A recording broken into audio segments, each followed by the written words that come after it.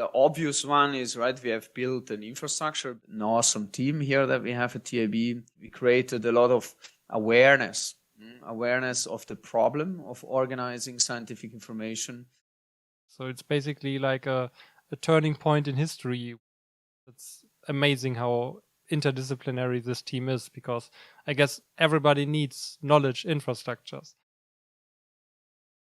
Hello, Markus. Thanks a lot for being here. Other than you, nobody can provide the whole big picture. I guess 1 or 2, maybe 3 other people would be able to do that. So thanks a lot for being here. And I now give you the stage to introduce yourself a little bit more and tell us what's your history with the ORKG. Okay, so welcome everybody, and thank you, team, for organizing these sessions, and also including me in one of them. So I'm Markus Stocker. I'm a co-lead here at TAB of the Open Research Knowledge project since the very early days, since the very beginning, I think, in late 2017, early 2018, where we started concretely working on this idea, developing the first prototypes. And then all this evolved into the infrastructure that you can see today at orkg.org. So I'm a computer scientist with background, and I moved then into the earth science, environmental informatics. I graduated with a PhD in Finland in this field, and then I moved to Germany. Yeah, and at TAB I moved stronger back into the computer sciences, leaving a little bit behind the earth science, but we are actually also having earth science as a use case domain, where we are developing also some of the challenging cases for the Open Research Knowledge Graph. So it's great to have a foot also in the domain science to understand a little bit how they think and how they operate. Yes. I guess we have so many feed from so many different domains. That's really interesting. We have physics, we have engineering, we have biology, you said earth science. It's amazing how interdisciplinary this team is, because I guess everybody needs knowledge infrastructures. And that's already an amazing term you brought up. I saw it when I looked at your TAB page. It says Group Leader for Knowledge Infrastructures. Can you tell us a little bit more about that term and maybe use the ORKG as an example? Right.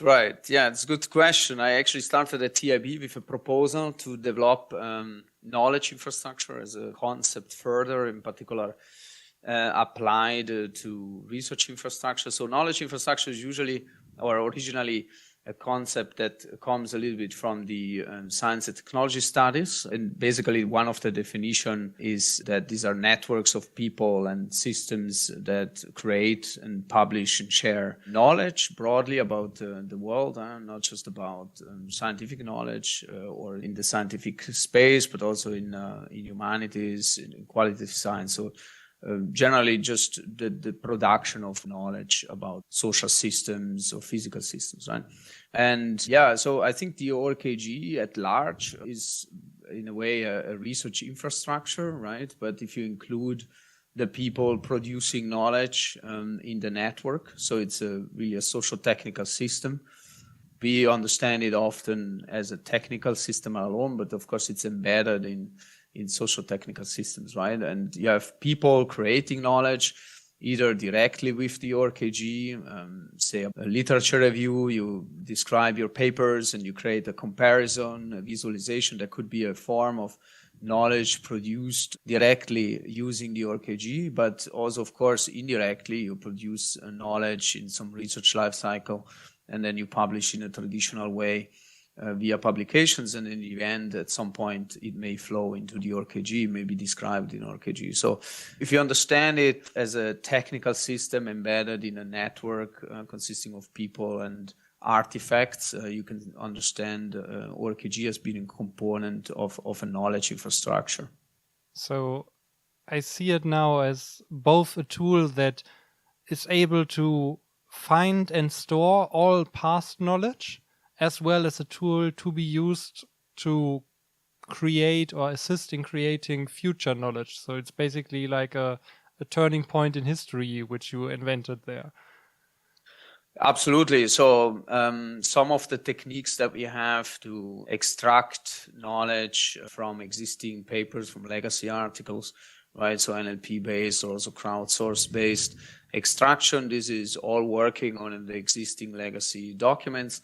But of course, as you said, this is an infrastructure to also produce on the platform knowledge. But of course, it integrates also with research life cycles, right? So you have techniques where you can embed ORKG and its libraries for Python and R into the data analysis workflows. And at the point in time where you create information, you can ensure that this information is produced machine readable.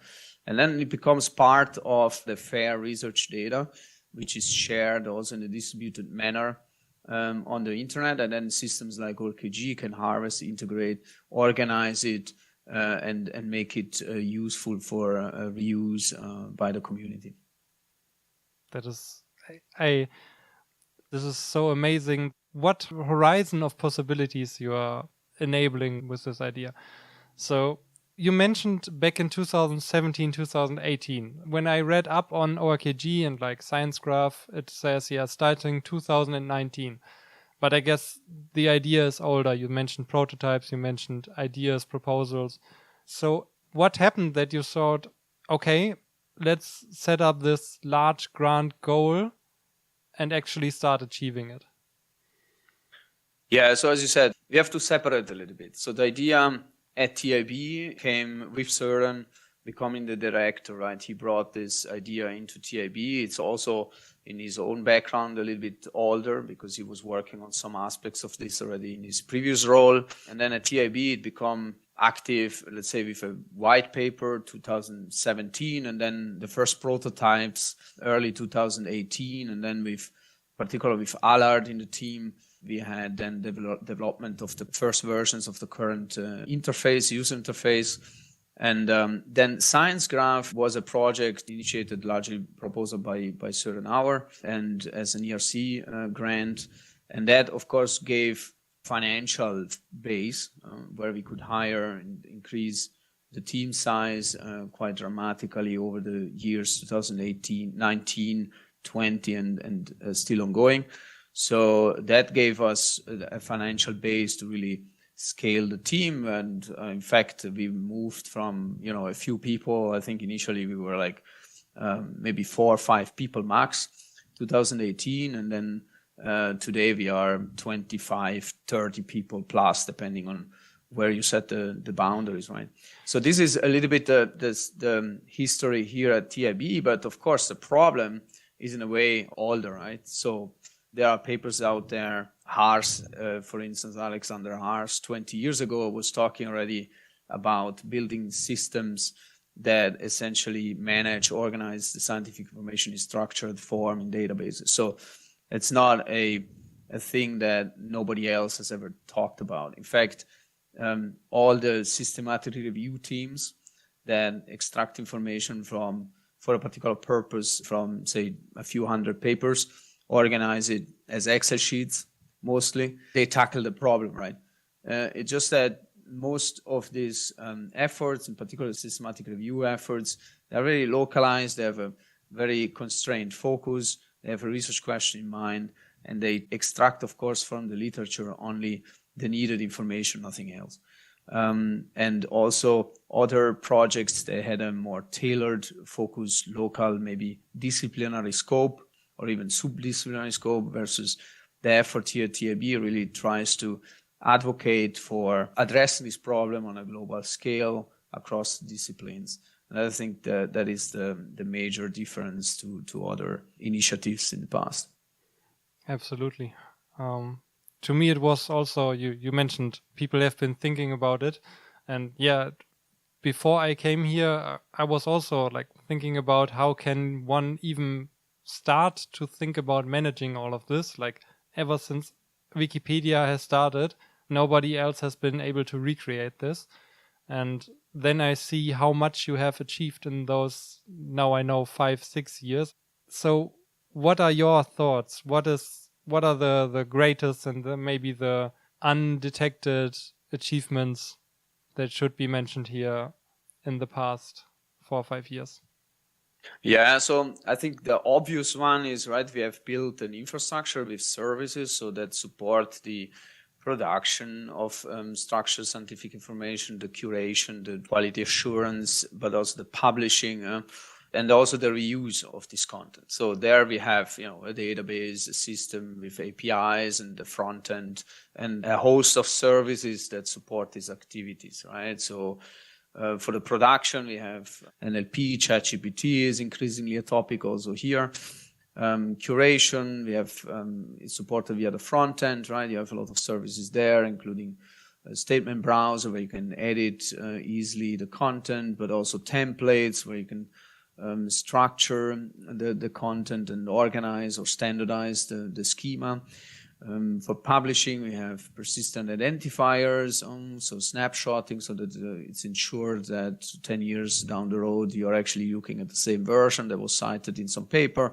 Also the interlinking between the artifacts in ORKG, like a paper description or comparison, together with related articles or data sets at the DOI level. This is all possible for use. Also, we have a host of services here, ranging from comparisons, visualizations, reviews, and I'm sure that you have talked about this in other sessions as well. Also, Python and R libraries where you can integrate and interact with ORKG from computing environments. So that's roughly speaking a run through the services. That's the obvious one, what you can see on the web. But I think maybe more subtle is, well, on one end, we have built a great team. As I said, it grew very fast over the years, and is and a great team to work with, early career postdocs, senior researchers, software engineers, doctoral students that work together here. So that's an awesome team here that we have at TIB.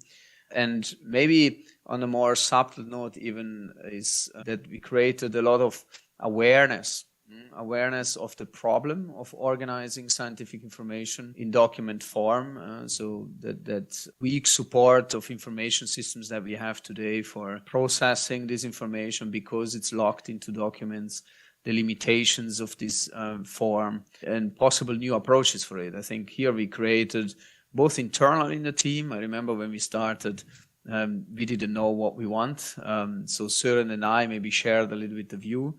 But in the team, it was very opaque. What are we doing? What is the research contribution, and where is the whole thing headed? That changed dramatically, both I think internally. I think thanks to the system today, it's easier also for newcomers to understand faster what is it that we are addressing and how are we doing it. But also, at national scale, I think the whole notion of applying the fair data principles to the information in the literature, the scientific information in papers, that was a complete question mark. 5 years ago, people were looking at you and saying, what are you talking about? Today, it's changing a little bit. In the NFDI, ORKG is quite present. But also internationally at the EU level, for instance, in the EOSC, you can see this topic being talked about in the Research Data Alliance. We have working groups looking at these issues, both at the bibliographic metadata level, interlinking, people, data sets, organizations, and so on, which is a classic problem, and using graphs for this, but also increasingly also this notion of applying the fair data principles to the content and what that means. So there, I think we built substantial awareness in this research data community for this problem. And that's nice to see, because things are slow, and moving science as a big tanker, it's very slow to move. It takes a lot of time and effort and outreach and building this awareness and capacity in the communities. But we can see a slow shift. Even the European Union had a call for project proposals now where scientific knowledge graphs was mentioned explicitly. So that's a great achievement for the community at large, working towards these goals, of course. Not just, and we are part of it, not the only ones, of course, but nevertheless an important contribution from TIB here internationally also. Absolutely.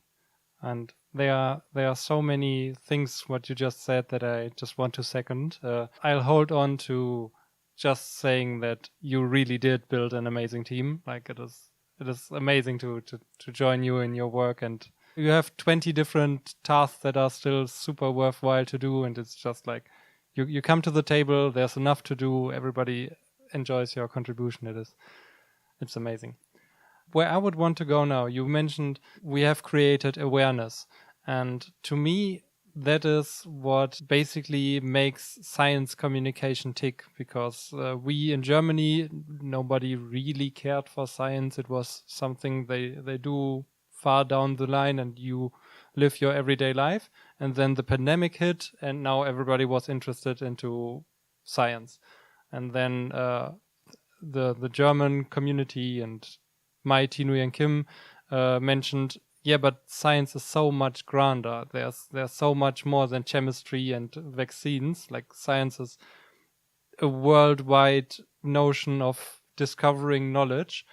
And I guess in a way, having ChatGPT come to arise and displaying everybody how easy it is to get knowledge wrong, this is a good push for awareness of what we actually need in like a strong knowledge foundation, and also for Wikipedia and open research knowledge graph, that I guess those structures are really the future. And if you are working on those structures, or if you're getting familiar with those structures, I guess you are familiarizing yourself with what will make up science in the future. So these systems, I think, are indeed key to make science also more accessible in the future for a broader range of stakeholders. So think about, of course, science was always there, right? Climate change and all these other issues were strong topics also in Germany for long before the pandemic. So I think, and the science was always there. It was, locked into articles, and most of it is closed access, so you can't really access it unless you pay for it. But that open access movement, I think, made a change also, that the general public can more easily access science. But of course, it's not really accessible. You can access the document, but it's not really accessible because you have to be an expert to understand these documents. So there, I think, not just we have an opportunity to make it more accessible to machines, first of all, that can support the finding of the information, the comparing, the post-processing more easily, but also potential, because once you have this information in a database, there is also potential to automatically present it, digest it for various stakeholder groups, right? You can imagine automatically condensing or abstracting from the details, the complexities of scientific findings and the presentation of these findings, abstracting from this and presenting digests for policymakers, for the general public. And that can probably be also supported and eased and made easier in the future thanks to having all this information in databases. One of my favorite examples is actually the IPCC assessment reports. These are numerous documents, I think about 2,500 pages, and they cite, I think, easily over 10,000 or even more references. And this is a synthesis of, the state-of-the-art knowledge that is known around climate change, its physical base, across the scientific literature. And it's fascinating to try to understand how the IPCC comes to these figures in this document. It's a scientific document, so it has a lot of quantitative figures, data. And the question is, how do they digest this? How do they produce the information in the IPCC reports from, these tens of thousands of papers out there? And then they have digested versions of these assessment reports for policymakers, condensed, smaller documents, right? So you can imagine they're having all this information in databases. What would this mean for the production of an assessment report from the IPCC, right?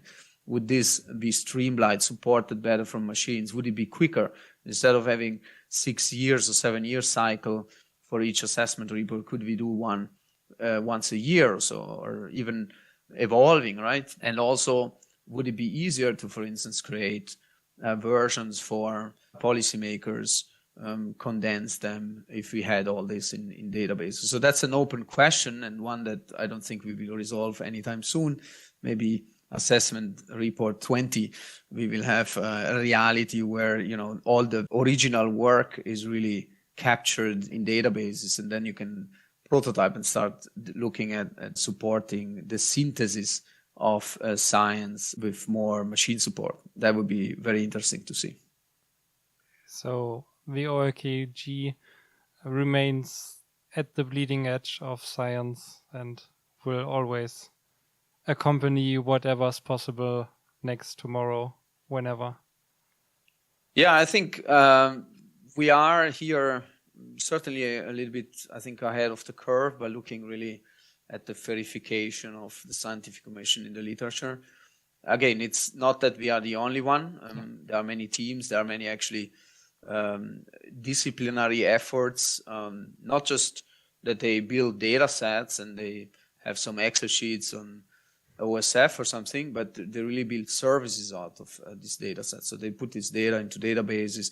They have some visualization, some web-based services on top for users to interact. So it's very close to what we do with ORKG, but very tailored for the particular data set, for the particular question in mind. And also then actually the web interfaces are very advanced in a way because they are tailored for that problem. So they have special maps where you can navigate the data for the regions on Earth and so on, or networks of hypotheses linked together. For that particular tailored application, you can, of course, create much more advanced, specialized user interfaces. So I think the problem is known to many, and there are many players in the field.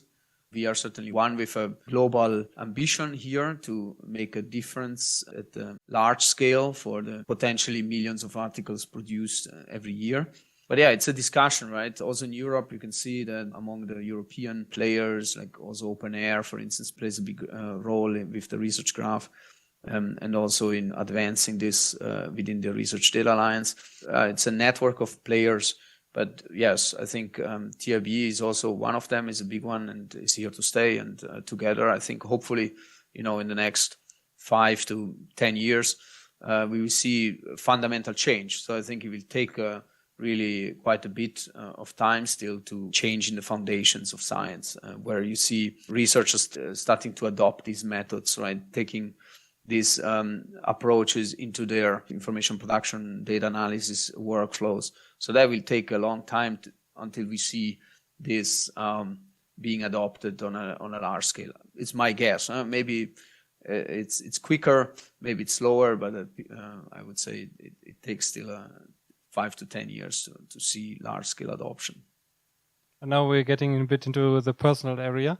Whenever I try to somewhat formulate my goals and where I would like to go, I always mention terms like you just did, like in 5 years, in 10 years, and everybody was hard to grasp what I'm talking about. But now I am in a team that is going somewhere in 5 years, in 10 years with a clear direction, like this is where we are headed. This is the future we are working towards. Yeah, again, thanks to this interview. Thanks for your team, your work, the ORKG in general.